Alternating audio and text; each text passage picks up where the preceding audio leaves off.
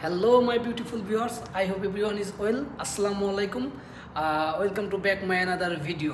তো অলওয়েজ তো আপনাদের মাঝে আমি রাশিয়ার ভালো কথা, সুইটেবল কথা তুলে ধরি। আসলে যে রাশিয়ার ভালো দিকগুলো আছে, যে রাশিয়ার যে সুযোগ সুবিধাগুলো আছে, আমি নর্মালি আপনাদের মাঝে এগুলো নিয়ে আলোচনা করি।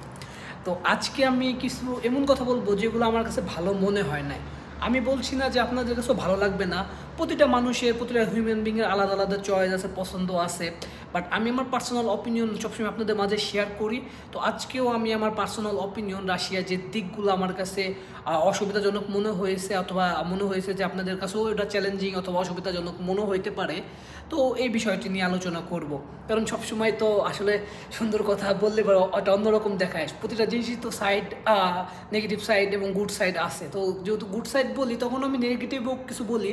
বাট আজকের ভিডিও টপিকটা হইলো যে আমার কাছে রাশিয়ার কোন কোন জিনিসগুলো অসুবিধাজনক মনে হয়েছে, অথবা কোন কোন জিনিসগুলো চ্যালেঞ্জিং মনে হয়েছে। তো আমি এটা আপনাদের সাথে আলোচনা করব। তো কথা না বাড়িয়ে সরাসরি ভিডিওতে চলে যাওয়া যাক। তো ফার্স্ট অফ অল যে জিনিসটা হলো, এটা হলো ভাষাগত সমস্যা। তো রাশিয়াতে তারা রুশকি ইউজ করে তাদের সব কিছুতেই, মানে মেডিকেল বলেন, মেট্রো বলেন, হসপিটাল বলেন, তাদের দোকান বলেন, সবগুলা বলেন আপনি, মানে ইচ এভরিথিং, মানে প্রতিটা জায়গায়। আমাদের দেশে কিন্তু ডুয়েল ল্যাঙ্গুয়েজ সিস্টেম আছে, ধরেন ইংলিশও আছে, বাংলাও আছে, আবার অনেক জায়গায় বাংলা নাই বাট ইংলিশ আছে। আর ইংলিশ আমাদের ছোটোবেলা থেকে পড়াইতেছে, সবারই কম বেশি আইডিয়া আছে ইংলিশটা নিয়ে। আসলে আমরা অ্যাকচুয়ালি বুঝতে পারি ইংলিশটা কী। আর রুশকি কিন্তু আমাদের জিরো নলেজ, বিকজ আমরা ছোটোবেলা থেকে রুশকি একটা ওয়ার্ডও দেখিনি, রাশিয়া আসার পর যা দেখছি।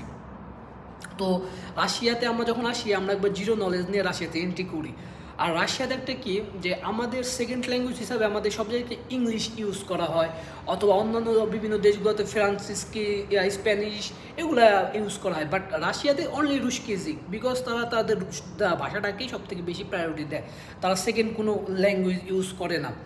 তো এটা আপনাদের জন্য একটা চ্যালেঞ্জিং, কারণ যখন আপনি একটা দোকানে যাবেন, কোনো কিছু নাম দেখবেন, কোনো কিছু পড়বেন, কোনো মেট্রোতে কিছু কিছু জায়গাতে ইংলিশ থাকে, বিকজ ট্যুরিস্ট আসে অথবা বাহিরের অনেক লোকজন আসে, বোঝার সুবিধার্থে কিছু ক্ষেত্রে ইংলিশ ব্যবহার করা হয়। বাট 98% জায়গাতেই রুশকিজিক। প্রতিটা দোকান, প্রতিটা খাবারের জিনিস, প্রতিটা সব কিছু, মানে লেখা, মেডিকেল, কোথাও ইংলিশের কোনো ভাও নাই। প্রতিটা সব কিছুতে আপনার রুশকি আসবে, যেটা আপনার জন্য প্রথমের দিকে খুবই চ্যালেঞ্জিং হবে। তাদের ভাষাগত সমস্যা, ওরা আপনাকে কি বললো, ওরা আপনাকে মানে এটা নিতে বললো কি বললো না, এটা আপনাকে কোনো কিছু রিকোয়েস্ট করলো কি, আপনি না প্রথমের দিকে বুঝতে পারবেন না। প্রথমে যখন আমি আসছিলাম, তখন দোকানদার আমাকে বলতো যে তোমার প্যাকেট লাগবে কিনা, কারণ রাশিয়াতে মানে আপনি বাজার ক্রয় করার পর প্যাকেট আপনি নেবেন কি নেবেন না, এটা আপনার আলাদা চয়েস। আর এটার জন্য আপনার এক্সট্রা পেমেন্ট করতে হবে, 10 রুবেল অথবা 7-8 রুবেলের মতো। তো জিজ্ঞেস করতো যে তোমার প্যাকেট লাগবে কি লাগবে না, তখন আমি বুঝতাম না আসলে কী বলছে। তো এখন থাকতে থাকতে, ক্লাস করতে করতে ভাষা আসলে অনেকটা আয়ত্ত করতে পারছি। তারপর ফ্রেন্ডের সাথে কথা বলি রাশিয়ান, তারপরে মনে করেন যে যাদের সাথে চলাফেরা করি, তো ভাষা শিখতে এখন আমার সুবিধা হয়েছে দেখে আমি এখন কিছুটা বুঝতে পারি। But first in honest my review, ফার্স্টের দিকে আমার খুব মানে ডিফিকাল্ট মনে হয়েছে রাশিয়াতে ফার্স্টের দিকে সার্ভাইভ করা, কারণ তাদের কথা আমি কিছু বুঝতাম না। Second of all, weather, it's very difficult for Bangladeshis, Indians and also Pakistanis, because the Russian weather is too much coldest weather in the Europe.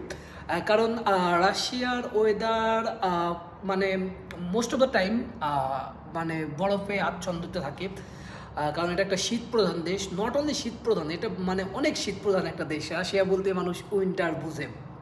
তো নর্মালি 3 মাস অথবা 4 মাস এটা সামার থাকবে, লাইক দিস ওয়েদার। নর্মালি 3 মাস 4 মাস, but cold থাকবে। আর গরম হয়তো 1 মাস আপনারা পাবেন নর্মালি, লাইক বাংলাদেশে যে সামারটা থাকে না, ওইরকম একটা গরমের একটা ফিল পাবেন 1-1.5 মাসের মতো, বাট বেশি না। আর নর্মাল সময় আবহাওয়া, যেমন খুব শীঘ্রই শীত আসবে, বরফ আসবে, তো আপনাদের মাঝে ভিডিও নিয়ে আসবো। তো এরকম একটা ওয়েদার থাকবে 3 মাস, 3.5 মাস, 4 মাস, সর্বোচ্চ 4 মাস না পেলেও 3.5 মাস।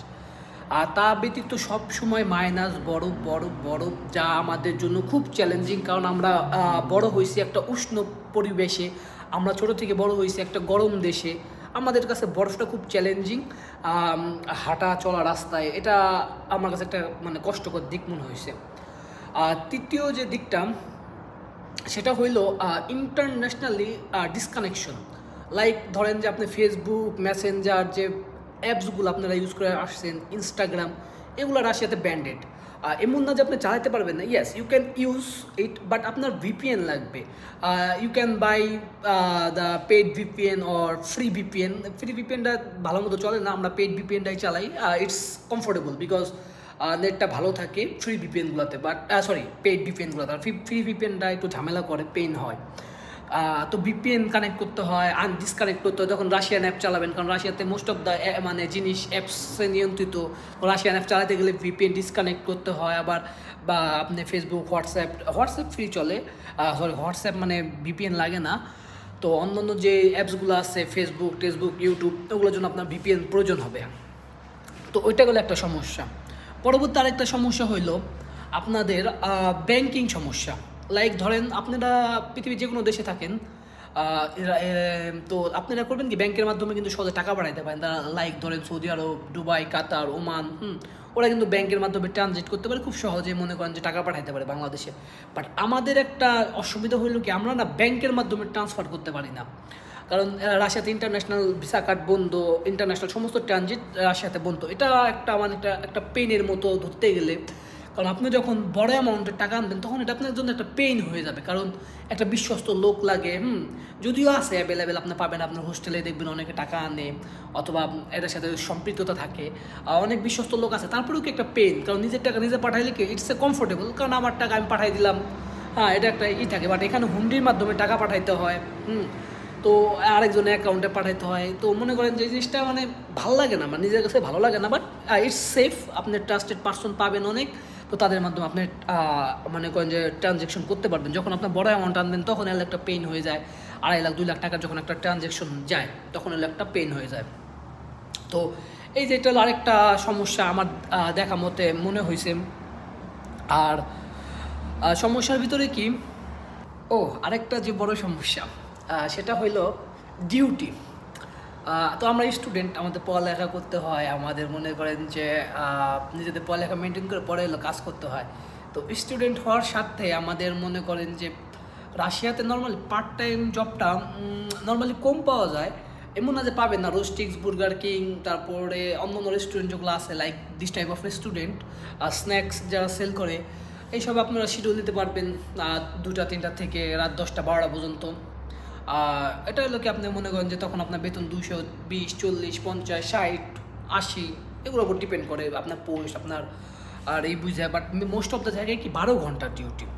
তো আমরা এখন একটা স্টুডেন্ট, আপনি একটা জিনিস হিসাব করেন, 4 ঘন্টা ক্লাস করে 4 ঘন্টা গেল, আর 12 ঘন্টা যদি আমি কাজ করি তাহলে আমার কত 16 ঘন্টা এখানে শেষ। তাহলে আমি খাবো কখন, রাঁধবো কখন, পড়বো কখন, ক্লাস করবো কখন, ঘুমাবো কখন? তো এটা কিন্তু একটা চ্যালেঞ্জিং বিষয়। তারপরেও কিন্তু আমরা এটা করি, 12-14 ঘন্টা ডিউটি আমরা করি। 14 ঘন্টা না করলেও 11-12 ঘন্টা আমাদের হয়ে যায় আর ডিউটি টাইম ক্লাস মেনটেন করি। তো ব্লগ আমি আনবো নেক্সট খুব শীঘ্রই, আপনাদের মাঝে একটা ব্লগ আনবো যে আসলে আমি আমার ক্লাসের পাশাপাশি কীভাবে আমার ডিউটিটা পালন করি, কীভাবে ঘুমাই, কীভাবে কোন সময় খাই। তো এটা একটা মানে ডিফিকাল্ট। আমি যখন বাংলাদেশে এটা চিন্তা করতে পারিনি যে আসলে এটা পসিবল, যে আসলে এতক্ষণ কাজ করে পড়ালেখা মানে চাকরি, ঘুমানো কীভাবে possible. But it's possible, it's possible. যখন মানুষ তাদের নিজেদের জীবনে এরকম সিচুয়েশনে পড়ে তখন মানুষ সব কিছু পারে। তো আমি দেখাবো, ভিডিও নিয়ে আসবো। বাট একটা জিনিস মাথায় রাখবেন, কষ্ট করতে হবে। কষ্ট করতে হবে কেন?